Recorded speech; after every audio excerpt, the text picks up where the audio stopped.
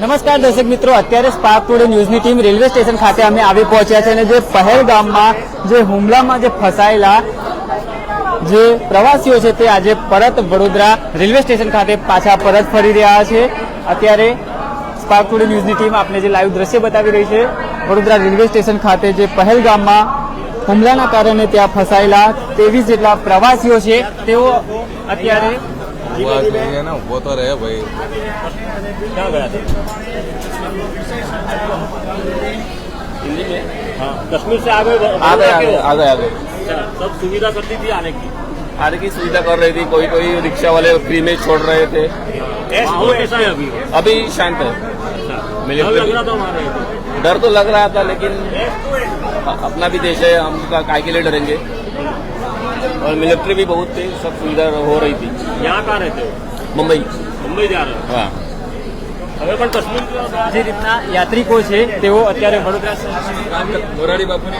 આપણી અન્ય પણ જે પ્રવાસીઓ છે તેમની સાથે વાત કરવાનો પ્રયાસ કરીશું। જે રીતના પહેલગામમાં જે હુમલામાં ફસાયા હતા જે પ્રવાસીઓ છે તે અત્યારે હવે ધીરે ધીરે કરીને વડોદરા રેલવે સ્ટેશન ખાતે તેઓ પરત ફરી રહ્યા છે। 23 જેટલા જે પ્રવાસીઓ છે તે અત્યારે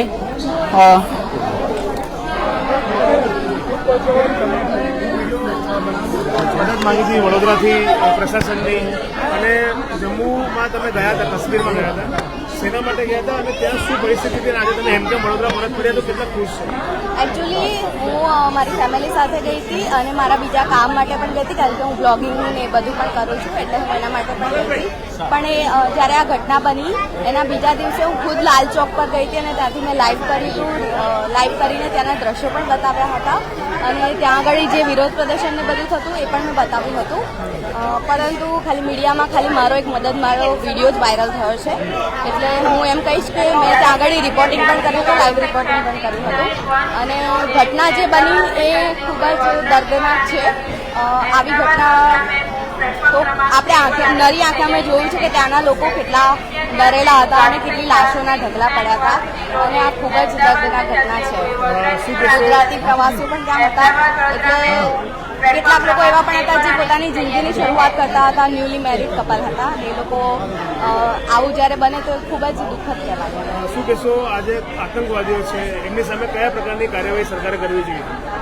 એક્શન તો લેવું જ જોઈએ, કારણ કે જ્યાં ટુરિસ્ટ પ્લેસ છે ત્યાં ઘણા બધા લોકો આવી રીતે આવતા જ હોય છે, તો ત્યાં સેફટીનો બંદોબસ્ત હોવો જ જોઈએ। આતંકવાદીઓ સામે કેવા પગલાં ભરવા જોઈએ સરકાર? એ તો શું કાર્યવાહી કરવી જોઈએ એમની સામે? બિલકુલ એમને ઈંટનો જવાબ પથ્થરથી આપવો જ જોઈએ। પાકિસ્તાન સામે શું કાર્યવાહી કરવી જોઈએ એ તો સરકાર જાણે। તમારી શું ઈચ્છા છે? વડોદરા નાગરિક છો, અમારી ઈચ્છા એવી છે કે એમને મુંહતોડ જવાબ મળવો જ જોઈએ। શું નામ જાણવું? મોનિકા। જે ચોક્કસથી દર્શક મિત્રો જે પ્રવાસીઓ છે તે અહીંયા વડોદરા રેલવે સ્ટેશન ખાતે તેઓ આવી પહોંચ્યા છે। આપણે તેમની સાથે વાત કરી રહ્યા છે અને તમામ જે લોકો છે તે કહી રહ્યા છે કે તેમને જે પાકિસ્તાનીઓ છે જે આ કૃત્ય કર્યું છે તેઓને મુંહતોડ જવાબ આપવો જોઈએ અને જે રીતના પ્રધાનમંત્રી નરેન્દ્ર મોદી સાહેબે પણ જે રીતના એક્શન પ્લાન છે તે તૈયાર કર્યા છે, સિંધુ જળ જે પાણી જતું હતું તે પણ બંધ કરી દેવામાં આવ્યું છે। પાકિસ્તાન એક ટીપા પાણી માટે પણ તરસશે, ત્યારે અન્ય પણ આપણી સાથે મુસાફરો છે। આપણે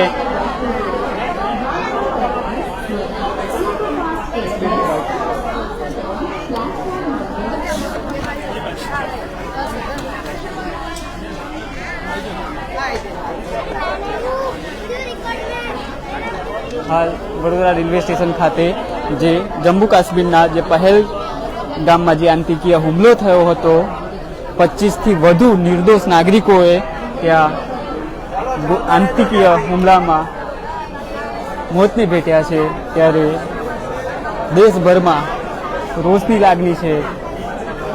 ત્યારે જે જમ્મુ કાશ્મીરના જે પહેલગામમાં ફસાયેલા 23 જે પ્રવાસીઓ આજે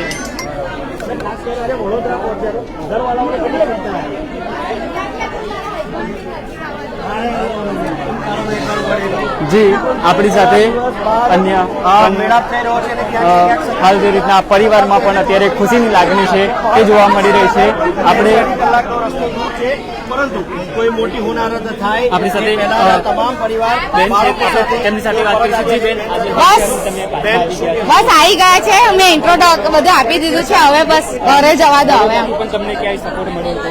સપોર્ટ વડોદરાનો થોડો જ મળ્યો છે, બાકી વધારે નથી મળ્યો. અમે અમારી ગાડી પોતાની કરાવીને આવ્યા હતા અને ટિકિટ પણ પોતાની જાતે જ લીધી હતી અને પૈસાની પણ વ્યવસ્થા નથી. ઘરેથી બધા અમને જીપે કરીને અમારી વ્યવસ્થા કરી છે. જી ચોક્કસથી દર્શક મિત્રો, તમામ જે અહીંયા મુસાફરો છે તે વડોદરા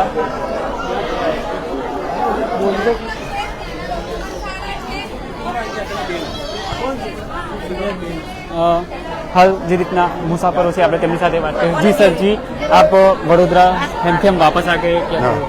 અમે હેમખેમ સરકારની મદદથી વારંવાર અમારા સંપર્કમાં રહ્યા અને સરકારમાં સંપર્ક રહ્યા અને અમે હેમખેમ હમણાં બરોડા સ્ટેશન પર આવી ગયા છે. જી તમે ત્યાં જમ્મુ કાશ્મીરમાં હતા જ્યાં આતંકીય હુમલો થયો, કેવી સિચ્યુએશન હતી? પણ એ અમારા આગલા દિવસે અમે આગલા દિવસ ત્યાં હતા અને બીજા દિવસ આ બન્યું એટલે અમે તે સમયે શ્રીનગર હતા. જી આ ઘટનાને કેવી રીતના જોઈ રહ્યા છો? શું માંગ કરી રહ્યા છો તમે? પાકિસ્તાન સામે કેવી કાર્યવાહી થઈ? તે બહુ થવી જ જોઈએ. હવે એમની જોડે વિરોધ કરવો જ જોઈએ અને કાયદેસર પગલાં ભરવા પડે. શું કહેશો બેન? बस पाकिस्तान कश्मीरी लोगों तो अच्छा ही है, हम पाकिस्तान वाला તમામ લોકો છે, મુસાફરો છે જે જમ્મુ કાશ્મીરથી અત્યારે પરત ફરી રહ્યા છે અને તમામ જે માંગ કરી રહ્યા છે કે જે આતંકવાદીઓ છે તેઓને મુંહતોડ જવાબ તો ભારત સરકાર આપશે જ.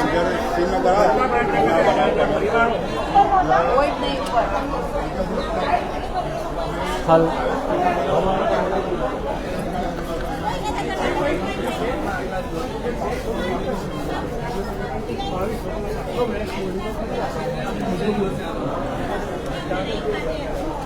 તમારે ત્યાંના વિશેનું કંઈ પૂછવું હોય તો એની જ વાત કરું છું. અહીંયાનું મારે શું કામ? ના એટલે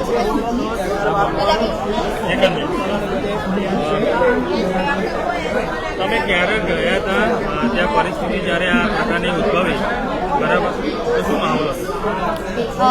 એકચ્યુઅલી જ્યારે આ બન્યું ત્યારે અમે પહેલગામમાં નહોતા, પણ અમે એના એક દિવસ પહેલાં જ પહેલગામ ગયા હતા અને જ્યારે આ બન્યું ત્યારે અમને ખબર પડી કે આવી રીતે ઘટના બની છે. એટલે ત્યાં આગળ પહેલાં તો આર્મીની સ્ટ્રિક્ટ સિક્યોરિટી થઈ ગઈ હતી અને પોલીસનો પણ બંદોબસ્ત થઈ ગયો હતો. પણ બીજું કે ત્યાં આગળ જે વાદળ ફાટવાની ઘટના બની હતી એના લીધે શ્રીનગરનો હાઈવે પણ બંધ હતો, એટલે જેટલા પણ ટુરિસ્ટ ત્યાં હતા એ બહાર નહોતા નીકળી શકતા અને ત્યાં આગળ એવો ડરનો માહોલ ઊભો થઈ ગયો હતો ગુજરાતી લોકોનો કે ત્યાંથી કેવી રીતે બહાર નીકળશે, કારણ કે એક તો આવી રીતે બધું બંધ થઈ ગયું હતું અને આર્મીની બંદોબસ્ત થઈ ગયો હતો.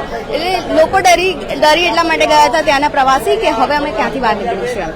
અને ત્યાં આગળ સ્થાનિકો જે હતા, સ્થાનિક કાશ્મીરી જે હતા, એ લોકો વિરોધ પ્રદર્શન ને એવું બધું કરતા હતા અને એ લોકોનું કહેવાનું પણ એવું હતું કે અમે આ વસ્તુથી ખૂબ જ દુઃખી છે, કારણ કે અમે ખુદ નથી ઈચ્છતા કે કાશ્મીરમાં ટુરિઝમ બંધ થાય.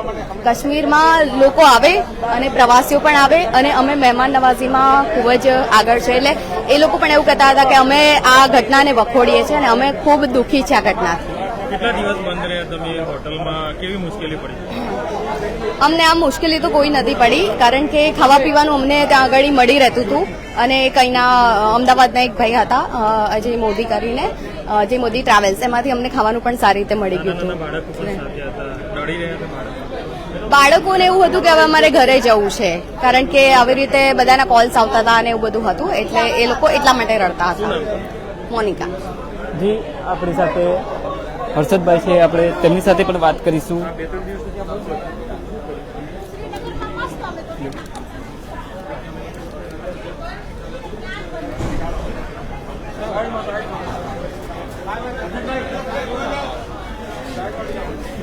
હાલ જે 23 મુસાફરો છે આજે વડોદરા રેલવે સ્ટેશન ખાતે હેમખેમ પરત થયા છે.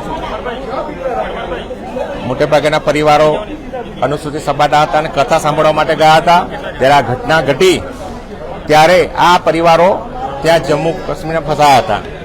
ત્યારે આપણા સાંસદ શ્રી ડૉક્ટર હેમાંગભાઈ જોશીનો સંપર્ક કરતા તેઓની મદદ માટે આવ્યા અનુસૂચિત જાતિ ભારતીય જનતા પાર્ટીના અમે વડોદરા શહેરના પ્રમુખ હોય અમને પણ આ પરિવારોએ સંપર્ક કરતા અમે પણ સાંસદશ્રી સાથે સતત સંપર્કમાં રહીને આ પરિવારોની ચિંતા કરીને આ લોકો હેમખેમ પરત ફરે તે માટેના પ્રયત્ન કર્યા હતા અને આદરણીય સાંસદશ્રીએ એક પણ વિચાર કર્યા વગર ત્વરિત એક્શનમાં આવીને આ પરિવારો જેમ બને એમ વડોદરા જલ્દી પહોંચે તે માટેની ચિંતા કરી સરકારમાં અને કેન્દ્ર સરકારમાં જે કંઈ પ્રયત્ન હતા એ એમને કર્યા અને એના ફળ સ્વરૂપે આજે તમામ પરિવારો હેમખેમ પરત ફર્યા છે.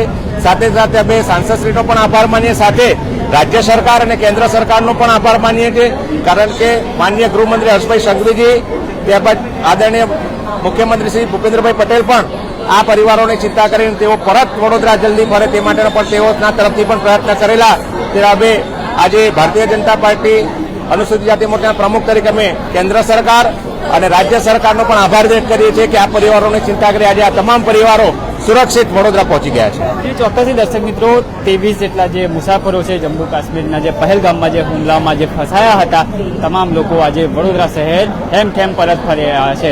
તમામ જે મુસાફરો છે સાથે પ્રવાસીઓ છે તેમની સાથે વાત કરીએ તો તેઓએ જણાવ્યું કે આ જે પાકિસ્તાની જે આતંકવાદીઓ છે તેઓને જડબાતોડ જવાબ છે તે આપવો જોઈએ. કેમેરામેન રાહુલ કપ્તાન સાથે હું Ravi Sindha, spark today news, Vadodara.